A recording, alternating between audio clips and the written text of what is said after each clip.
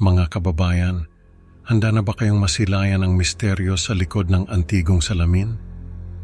Sa isang tahimik na gallery sa Makati, may isang salaming nagtatago ng isang nakakakilabot na lihim na hindi kayang harapin ni Alexa. Huwag kang bibitaw dahil sa bawat tingin ni Alexa sa salamin, may kakaibang refleksyon na sumusunod sa kanya. Hindi sumasabay, kundi parang may sariling isip. Maghanda ka na sa isang gabing puno ng takot at katanungan, kung saan ang bawat refleksyon ay maaaring hindi na siya o baka naman may iba pang kasama sa kwarto. Sa gitna ng isang maaliwalas na gallery sa Makati, tahimik na pinagmamasdan ni Alexa ang isang antigong salamin na nakabalot sa itim na tela. Kahit napapaligiran siya ng mga obra maestra, ang salamin lamang ang hindi niya kayang harapin. Ang kanyang mukha, seryoso at puno ng pag-aalala, ay tila nagpapahiwatig ng isang malalim na takot na itinatago. Habang abala siya sa pag-aayos ng isang lumang larawan, lumapit si Kuya Ramil, ang masayahing janitor, bit-bit ang kanyang mop at balde. Sa hindi inaasahang pagkakataon, natanggal niya ang takip ng salamin. Ang malamlam na ilaw ng gallery ay nagbigay buhay sa antigong salamin at sa isang iglap nagbago ang lahat. Biglang napako ang tingin ni Alexa sa kanyang refleksyon. Ang takot na bumalot sa kanyang mukha ay hindi maipaliwanag at ang kanyang mga mata ay tila may nakikitang iba na hindi kayang makita ng karaniwang tao. Ang paligid ay nabalot ng katahimikan. Tanging ang mabigat na paghinga ni Alexa ang maririnig. Sa pagmamadali, tinakpan niya muli ang salamin habang si Kuya Ramil naguguluhan ay nagpaumanhin at umalis. Naiwan si Alexa na nanginginig at hindi mapakali. Ano nga ba ang nakita niya sa salamin na iyon? Nag-iisa na lang si Alexa sa gallery. Tanging ang liwanag mula sa kanyang desk lamp ang nagbibigay ilaw sa paligid. Ang mga anino sa dingding ay tila sumasayaw habang tahimik ang lahat. Ngunit hindi inaasahang bumagsak ang takip ng antigong salamin. Gumawa ito ng malakas na kalabog na nagpagising sa nakabibinging katahimikan ng gabi. Napatayo si Alexa at sa kanyang paglingon sa salamin, isang kakaibang tanawin ang bumungad sa kanya. Ang refleksyon niya sa salamin ay hindi sumasabay sa kanyang mga kilos. Tila may sariling buhay ito. Nanginig sa takot, mabilis niyang tinakpan muli ang salamin at nag-empake ng kanyang mga gamit. Dali-dali siyang lumabas ng gallery. Ang kanyang mga hakbang ay mabigat at mabilis. Ang kanyang puso ay tumitibok sa takot at pagkalito. Ano ang nangyayari? Bakit tila may sariling isip ang kanyang refleksyon? Sa paglabas ni Alexa, isang bagong yugto ng kanyang bangungot ang naghihintay. Sa gitna ng ingay at halakhak ng ibang mga bisita sa isang romantikong restaurant sa Bonifacio Global City, seryoso at malalim ang usapan nina Alexa at Mark habang sila'y kumakain ng hapunan. Alam mo ba yung teorya na ang mga refleksyon natin sa salamin ay mga bantay natin mula sa kabilang mundo? Biro ni Mark, ngunit imbes na tumawa, lalo lang itong nagdagdag ng kaba kay Alexa.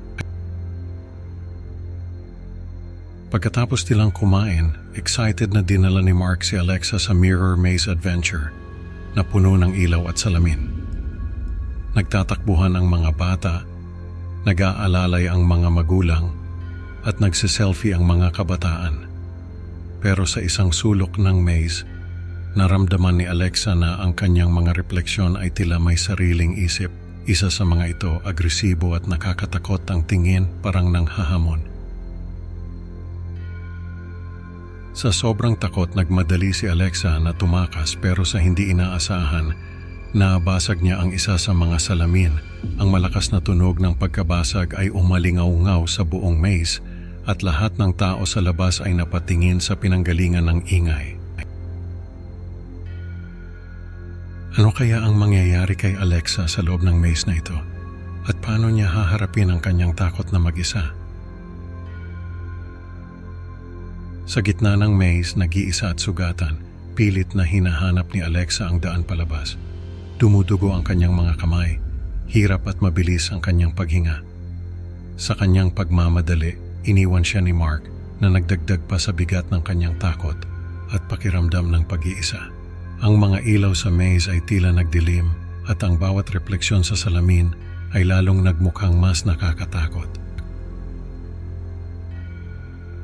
Nang makauwi si Alexa sa kanyang bahay, nadatnan niyang patay ang kanyang telepono at walang signal. Ang kanyang tahanan na dati kanlungan, ngayon ay parang bilangguan na walang makakarinig sa kanyang paghingi ng tulong. Paano na si Alexa sa kanyang tahanan ngayon ay tila kumakalaban din sa kanya. Anong misteryo ang naghihintay sa kanya sa kadiliman ng kanyang silid? Sa gitna ng dilim at katahimikan ng kanyang banyo, kinakailangan ni Alexa na harapin ang kanyang pinakamalaking takot. Gamit ang takip na salamin, dahan-dahan niyang tinanggal ang mga pirasong baso na nakabaon sa kanyang ulo. Ang ilaw ay parang naglalaro sa kislap-kislap at ang gripo ay may marahang pagtulo na tila nagbibigay ng musika sa kanyang kilos.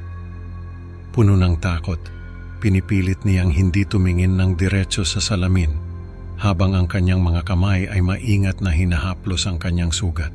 Ang puso niya ay parang tambol sa bilis ng pagtibok at ang kanyang mga mata ay namumuo ang mga luha sa gilid. Nanginginig ang kanyang mga kamay at ang bawat galaw ay puno ng pangamba. Ano kaya ang masasalamin niya sa oras na ito? Ano ang naghihintay sa kanya sa kabilang panig ng salamin? Sa pagkakatitig ni Alexa sa salamin, isang nakakakilabot na katotohanan ang bumungad sa kanya. Ang kanyang refleksyon na dati-rati laging nariyan ay bigla na lang naglaho. Ang kanyang silid kasama ang lahat ng bagay sa loob nito ay malinaw na nakikita sa salamin. Ngunit siya na dapat ay nasa gitna ng lahat ay wala. Para bang siya ay naglaho na parang bula, hindi na umiiral sa mundong ito. Lumakas ang kabog ng kanyang dibdib at ang takot na bumabalot sa kanya ay naging isang malagim na katotohanan. Si Alexa ay naging biktima ng isang sumpang hindi niya maunawaan. Ang kanyang refleksyon ay tuluyan ng naglaho, na tila kinain na ng kabilang mundo na matagal na niyang kinatatakutan. Ang kanyang mga sigaw ay walang nakakarinig at ang kanyang pag-iral ay tila naglaho na kasama ng kanyang refleksyon. Ano na ang mangyayari kay Alexa ngayon? Paano niya haharapin ang mundong ito kung saan siya mismo ay tila hindi na nag-e-exist? Ang kasagutan ay naghihintay sa susunod na kabanata ng kanyang nakakapangilabot na kwento.